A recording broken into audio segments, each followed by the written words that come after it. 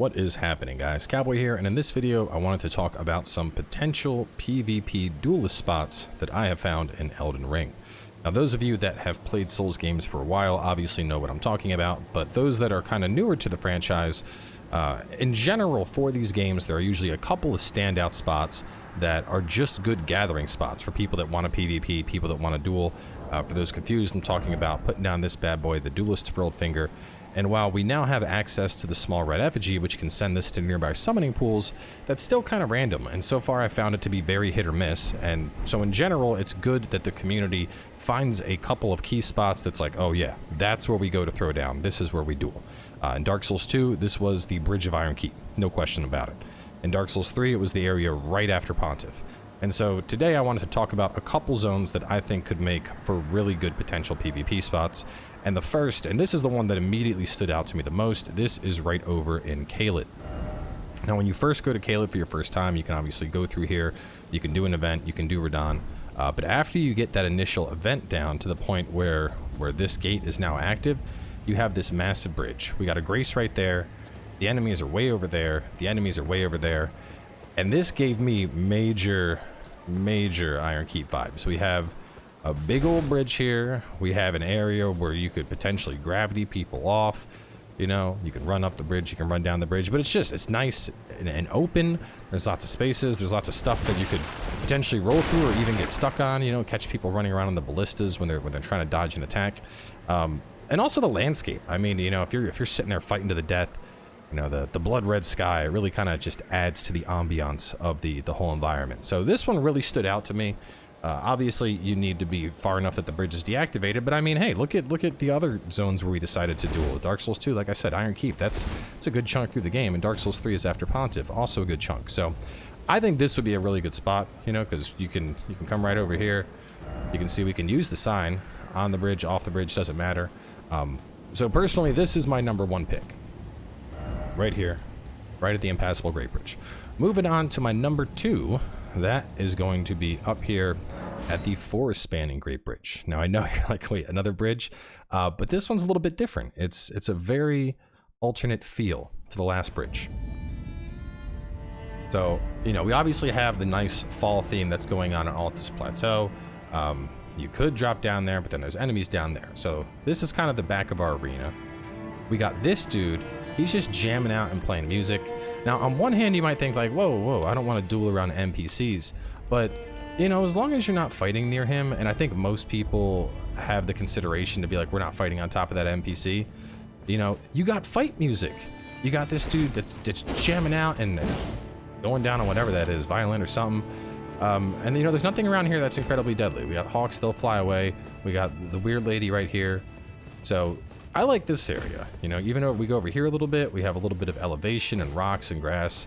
Also really nice views. We don't have the blood red skies, but I think this could be another really good potential spot just because it's flat, it's open, we don't have a lot of enemies. If you want to use some elevation, we got some over there, and you got fight music. What's better than fight music? Moving on to our #3 spot. Now this one's way up north. You can see here, I'm basically picking one in each of the biomes that I think could be a potential spot. And this one is the Freezing Lake. Now, Freezing Lake, all in all, this one's not too bad. At least in the areas that I've considered up here, I think this is probably one of the better ones. Because we have the road here, so there's a little bit of elevation. You don't need to worry about enemies until you get like out into the lake. We do actually have a summoning pool right here. So, you know, hey, look, you know, if it actually works, all the signs could aggregate to this spot. But you know, this is open, it's snowy, you got the lake out there, you got a little bit of elevation you could use for the fight, and your enemies aren't really a threat. You know, the closest real enemy that could potentially interrupt a fight between players is going to be either the giant way out there or the dragon that's out on the lake, and you know, he doesn't really get involved until you really push your way out there. So, no, obviously this is a much later spot for duels.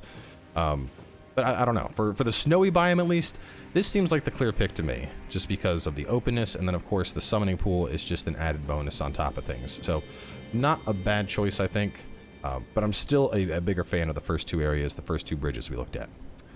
Moving on to the basic Betty, and this is where I've been doing a lot of my duels, and this is just a Gill Lake North. Now, this hasn't actually been with other players. This is usually just where me and my buddies go to throw down a sign, do some PvP, test out weapon mechanics and whatnot. But, you know, this is definitely the most accessible of the potential duel sites that I'm going through. You know, everyone knows how to get here. You got that guy way over there. You got the soldiers way over there. So for the most part, enemies here aren't going to really be a problem. It's flat with a little bit of a rolling hill. We obviously have some elevation there. We have the knee-high walls over there. And just in terms of like an early area, this one's definitely the most accessible because you can get here. I mean, God, you can run right here on like a fresh character, pick up your duelist finger, and then immediately start throwing down. So I don't think this one's too bad, but I've been doing all of my duels here, and I think it's I don't know. I think this one is almost too open. Like when I think about fights, I want a more enclosed area. I don't want people to be like, oh, run, run, run, run, run, run, run. And I think that's one of the problems with this, and even the last one. The Great Bridges, I don't think suffer from that problem just because they're bigger. But, you know, there's some good stuff around here. We have, like, the Sword Graveyard. Like I said, we have a little bit of elevation. Not many enemies to really worry about. So I think this one's not a terrible spot.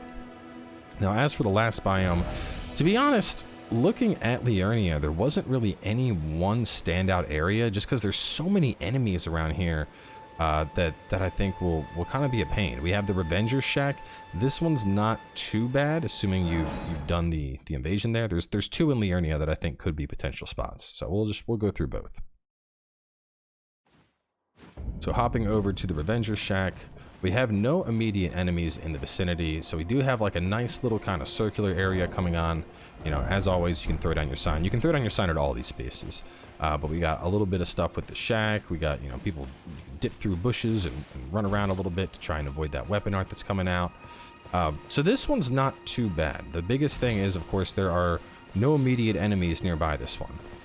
You either have to go towards the Erd Tree or you have to go towards the Evergill to really run into anything.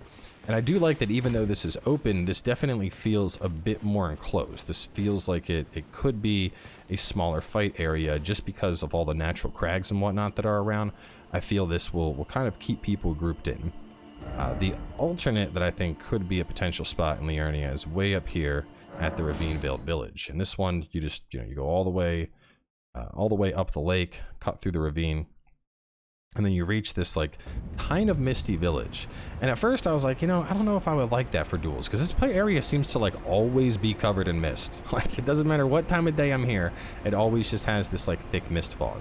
But I do like that we have different levels of elevation that are both really close to each other. So, you know, if you want to try and juke somebody and do a plunging attack or something, you got that. We have the shack for a little bit of, you know, dipping behind a wall to avoid something. And then the only enemies we have are these guys over here, which for the most part, they're I mean, look at them. They're not going to be a threat. If that's the thing that kills you when you're in the middle of a duel, then, you know, I don't know what to tell you. But they do a poison cloud, which I think is interesting because I'm pretty sure poison clouds affect everybody. It's considered like a world AoE effect. So, you know, hey, maybe that adds an extra level of spice to the duel. You're trying to avoid the poison cloud while the other person's trying to avoid the poison cloud. All in all, I think it could be a decent potential spot. Now, obviously, once those poison clouds start coming out, you are in combat, so if you want to leave and fast travel, you gotta, you know, hit the grace like we are right now. But all in all, I think these are just a couple areas, and, you know, I was talking to some other friends about it, and, you know, people like, well, where's the PvP gonna be? And so that's what this video is for. I wanted to put out a video, just, you know, propose some spots. I figure y'all can go in the comments and talk about other spots that you think could be potential good, or if you like one of these spots, you know, let it know. Somebody be like, yo, this spot's good, and if there's 1,000 likes on that comment, then, you know, that's probably the spot people want to go to. Kind of relevant to this point, real fast, just to touch on, you get your duelist finger right up here. So this is War Master Shack. You just snake up north, dude will invade you, kill him, that's how you get a finger.